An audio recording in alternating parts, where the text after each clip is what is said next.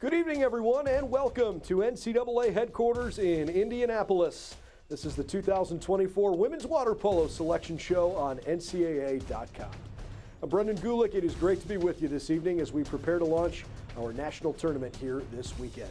Our national championship field will feature the top 9 schools in the country, 6 of whom already know they're going to play in this national championship tournament because they won their conference championship. But which 3 teams will join them, and what are those matchups as the tournament begins? We'll find out here in just a couple of minutes. National championship this year will be held for the first time at Berkeley, California in the Spieker Aquatic Pavilion. Will we see a new champion this year when we hand out a trophy on May 12th, or will Stanford continue its dominant reign in the pool? Let's not wait any longer. Here is your 2024 National Championship bracket. The top seed in the tournament is the undefeated MPSF champions, the UCLA Bruins. A perfect 23-0 year to date, which includes a bunch of wins over some of the best teams in the country.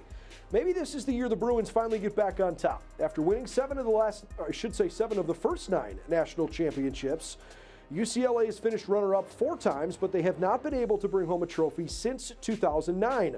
Bruins just won their 12th MPSF title in program history, their first since 2017. They've got incredible depth this year, and it was on display the conference title match. 8 different players scored their 13 goals. Anna Pearson leads the way, 36 goals this year, but it was Taylor Smith and Malia Allen that both had hat tricks in the conference final. Head coach Adam Wrights won 4 national titles coaching the men's team, and it appears he's got his best shot at winning the first title while leading the ladies in the pool. Of course, Wright has a decorated coaching career and certainly in his playing career, but I would imagine a national title with this team would rank pretty high in his list of accomplishments if they can pull it off in a couple weeks. They'll play the winner of this first round matchup. First team here is Wagner College, NCAA tournament bound once again after an 8th conference championship in the last 11 seasons.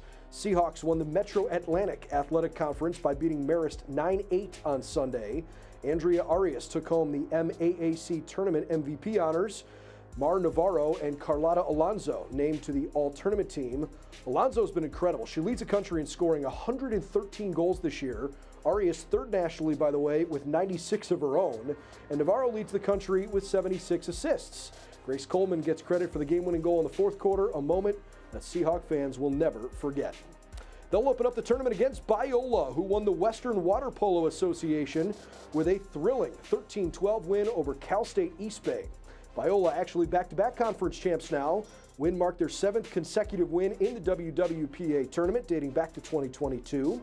Eagles were down by 1 with less than 3 minutes to play in the 4th quarter. Got a game-tying goal from Vireli Naranjo. And then freshman Stephanie Rodriguez swam the length of the pool, scored this beautiful soft-touch goal to win it. Congratulations to head coach and former national champion Sara Orozco and on winning another conference title. Sure feels like they're building something special down in La Mirada. Stanford earns an at-large berth to the tournament after another fantastic season. 2-time defending national champions lost in the MPSF semis to Cal, but won a 3rd-place game over USC to give them a little momentum coming into the NCAA tournament. Cardinal erased a 5-goal deficit midway through the 3rd quarter against USC, rebounded nicely with a 12-11 win. Matchup for 3rd place, kind of a rarity for Stanford and USC. The 2 powerhouse programs have combined to win the last 13 national championships, and they've squared off in the previous 5 conference championships. Handful of all-conference selections this year for Stanford, led by first-teamer Sophie Wallace, second-team selection Christina Hicks. Cardinal was awarded at least 4 all-conference recipients for the 6th straight season. Stanford also anchored by one of the nation's top goalkeepers, 2-time All-American Maya Avital, who has been one of the all-time best keepers in school history. Hall of Fame head coach John Tanner. His team's certainly good enough to win it all again this year. The depth of talent around the country, though, continues to get stronger. One other note, Stanford has appeared in 12 of the last 13 NCAA finals. They are the nation's only program to have participated at every NCAA championship since the event's inception in 2001. 9-time champions trying to join UCLA as the only programs to capture at least 3 straight national championships. They're going to open up with USC back in the field this year, and they are always a force to be reckoned with. They've played for a national championship now in 6 of the last 7 tournaments, having won 6 titles in program history. The Trojans have another loaded team. They have been really well tested this year. 10 of their 26 games have come against a top 5 ranked team in the country.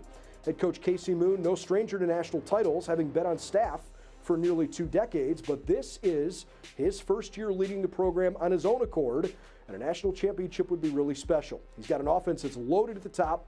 4 ladies have scored between 44 and 50 goals this season. 5 Trojans in all are on the all-conference team in the MPSF, led by Rachel Gazaniga. Of course, one of the big question marks for Coach Moon, he had to address the fact this year that he's handling the absence of Olympian and Coutinho Award finalist Tilly Kearns, who is training with Australia for the 2024 Olympics in Paris. Gazaniga been a big part of that solution throughout the season, though. And this time of year, there are always some moving pieces, but the Trojans are excited about the challenge of figuring out how to put it together up in Berkeley. Number 2 seed, well, it's Hawaii. They won the Big West Conference in a really good game over Long Beach State on Sunday.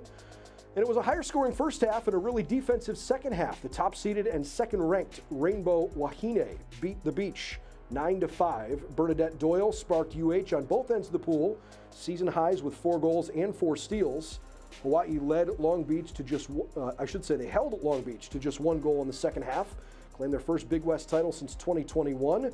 Hawaii will make its 8th appearance in the NCAA tournament, first since winning the conference title in 2021. The Rainbow Wahine swept its way through the regular season and the 3-day Big West Championship, 10-0 against conference competition for the first time since joining the league in 2013. But perhaps most importantly, this is head coach Maureen Cole's 13th and final year leading the program. She announced in November she's going to retire following this season. Winningest coach, longest tenured coach in program history. She's got 4 Big West Coach of the Year awards. Of course, associate head coach James Robinson is going to take over next season. So we'll see if the ladies can send Coach Cole out in style. Of course, they have played really well this season. They have 2 wins over teams that were ranked number 1 in the country at the time they played them, including their first ever win against Stanford in 37 tries. Princeton is back in the tournament this year after claiming the CWPA title for the 2nd year in a row. This time the Tigers rallied from a 3-goal deficit to beat Michigan 10-9. Ava Houlihan scored the game winner with just over a minute to play and knocked out the Maize and Blue. 6th conference title in program history for Princeton. 2nd time the team has done it in back-to-back years. Kayla Yelensky named most valuable player of the tournament. She had 7 goals in 2 games, 67 goals, 23 assists this season. Last year, Princeton became the first non-West Coast team to play in the semis since Michigan back in 2016. So we'll see if they can build on that tournament experience here in a couple weeks. Certainly playing well. 15 of their 23 victories have come against ranked competition. The Cal Golden Bears will have a chance to play for a national title in their home pool after Cal had an incredible season. An at-large berth, Cal ultimately came up short against UCLA in the MPSF title match. But they competed really well. Roseanne Vorvelt tied a season high with 3 goals, her 3rd career hat trick. It led the, 3rd hat trick of the season, leading Cal's offense. Goalkeeper Isabel Williams, 9 saves, 2 steals defending the cage. Maren Dempsey finished with 2 goals, bringing her team-leading total to 42 for the season. Scored her 100th career goal for the Bears in the semifinal win over Stanford. Bears outscored the top-seeded Bruins in the second half. Ended the game on a 4-1 run, but couldn't quite get out of that early hole. They fell behind in early on. Even though they have 6 losses on the ledger, they never lost by more than 3 goals, and 3 of their losses were just 1-goal setbacks. Cal beat Stanford twice this year, registered a bunch of other impressive wins over highly ranked teams. Even though they're starting the tournament off a playoff loss, the Golden Bears feel really good about their chances to win a title in their home pool. That's only happened 3 times in NCAA history. Final team in the bracket is the Fresno State Bulldogs, remaining the queens of the Golden Coast Conference. 4 years running now that Fresno's taken the GCC title, beating Loyola Marymount 13-12 in overtime. What a wild championship game. Bulldogs led 9-2 at halftime. Then they were outscored 10-3 in the second half. Brooke Ochoa, the GCC MVP again this year, but it was Caitlin Howarth scoring the go-ahead goal in overtime. Head coach Natalie Benson, her 100th win as Fresno State head coach on Sunday. Fresno's win also snapped LMU's 20-game win streak. All right, there you go. All 9 schools that are going to play for a national championship. We can't wait for the tournament to open up next week. Just a quick reminder, our national championship game will be televised live on ESPNU. Keep it locked here on NCAA.com for all the latest on game times and any relevant tournament information. For all of us here at the NCAA, I'm Brendan Gulick. Have fun and good luck to all the ladies competing this year. We cannot wait to see you in Berkeley for the national championship.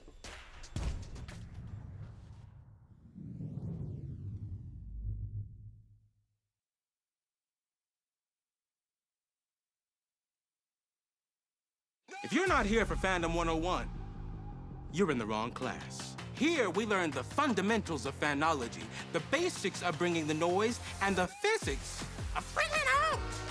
Your path to fan mastery begins here. It's all part of the curriculum. The NCAA Championships. Attendance is encouraged. Passion is mandatory. Buy your seats today at ncaa.com/tickets. Class dismissed.